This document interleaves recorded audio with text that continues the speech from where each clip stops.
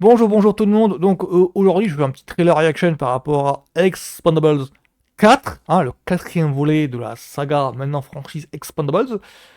Alors, petite remise dans le contexte d'abord. Moi, je suis, alors, pour vous dire, donc j'ai plus de 40 ans et j'ai un côté, je suis un enfant de cette période-là qui est donc intronisé dans ces films-là, enfin qui est glorifié dans cette période-là. Enfin, je parle de la période Stallone, Schwarzenegger, Van Damme, hein, les Cobras, Double Détente, Rocky Rambo, bah, tout ça, moi je les ai connus sur le tard. Je vous avouerai que moi je les ai connus à l'époque où ça sortait en VHS. Hein.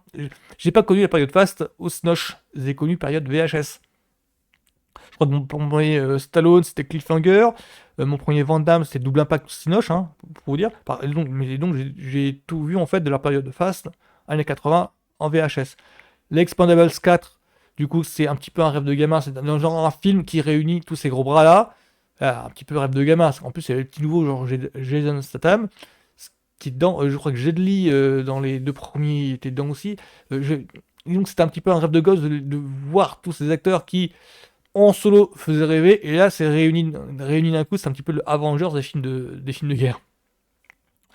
Donc, et pour Expendables 4, je vous avouerai aussi que j'ai pas trop suivi le projet. Pour moi, je croyais qu'entre l'annonce et la sortie, ça allait être développé en développement L, mais quelque chose de costaud. Je pensais vraiment que Stallone, enfin, mon analyse à moi, ma théorie à moi à ce sujet-là, c'était que Stallone avait de trop gros problèmes avec la boîte de prod et qu'il voulait développer d'autres projets entre temps et que donc le projet allait être coincé en développement L. C'est-à-dire qu'elle allait être coincé au stade voilà, Stallone n'arrive pas trop d'idées, Stallone n'arrive pas à être coincé un truc avec les acteurs, il n'arrive pas vraiment à lancer le truc.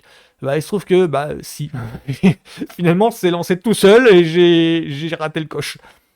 Ça arrive souvent, ça arrive souvent, ce que je viens de dire, ça arrive souvent, c'est qu'entre l'annonce du projet et le fait que du temps passe et et que les intervenants sont occupés finalement ailleurs, ce qui fait que le projet de départ, bah, il prend des plombes dans 10-15 ans, ça arrive souvent, et moi je pensais que ça allait être ça, parce que Statham, je crois il est sur d'autres trucs, bah, je crois qu'il est sur les Fast and Furious par exemple, donc voilà, je pensais qu'il allait vraiment, que le Expendables 4 allait être bloqué à un moment donné où il n'arrive plus à faire cette réunion comme prévu.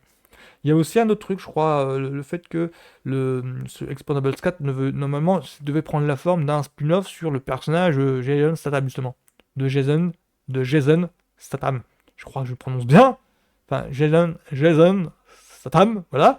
Et je croyais que ce quatrième volet allait prendre la forme d'un spin-off. Je crois que ça va être annoncé comme ça. Finalement, non, ça devrait s'annoncer comme un quatrième volet tout simple. Donc, sans plus attendre, je regarde le trailer et je vous fais une petite analyse ensuite.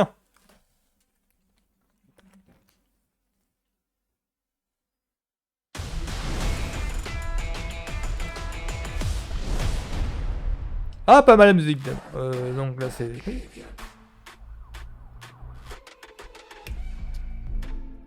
Bienvenue à la maison, chérie. Tu sais lire maintenant? C'est quoi? C'est confidentiel. Je t'accompagne. Non, je suis désolée. Tu n'es Ouais, pas alors, invité. ce n'est pas un spin-off, mais c'est quand même bien centré sur Statham. Hein. En 2-3 plans, ça pose le bonhomme.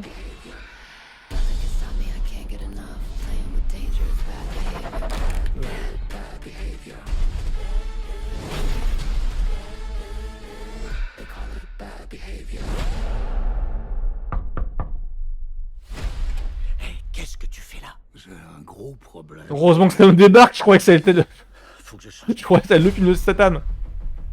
C'est le nouveau, lui? C'est lui notre sniper. T'inquiète pas, j'ai des lunettes de précision. Œil de lynx, regarde bien ce visage. Tire pas dessus par accident. Des terroristes ont volé des missiles Ah nucléaires ouais, mais qui étaient à attends. bord d'un cargo. Si ces bébés sont lancés, c'est la troisième guerre Mal de mondiale. changement.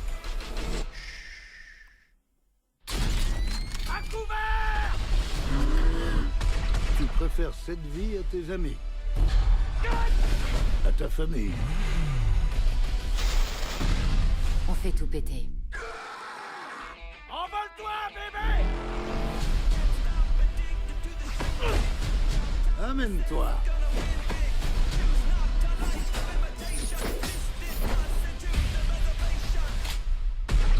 Il y a un petit côté Street Fighter, je voudrais pas dire.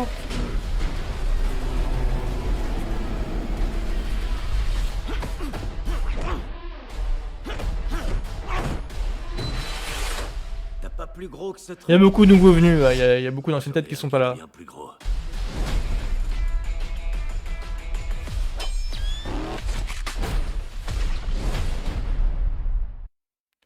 Ouais, d'accord, ok, il y a beaucoup de... il y a la moitié que je connais pas, mais ça a l'air plus... euh, il y a la moitié que je connais... il y a la moitié que je connais pas. Il y a...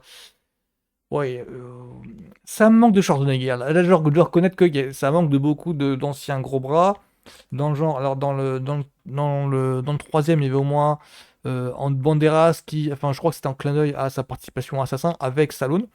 Il y avait aussi Wesley Snipes qui fait partie des gros bras de l'époque. Enfin, au moment où il y a Blade qui sort, il y a aussi Passager 57 pas loin derrière. Enfin voilà, années 90, Wesley Snipes c'est parti du lot. Sauf que maintenant il a réussi à faire autre chose.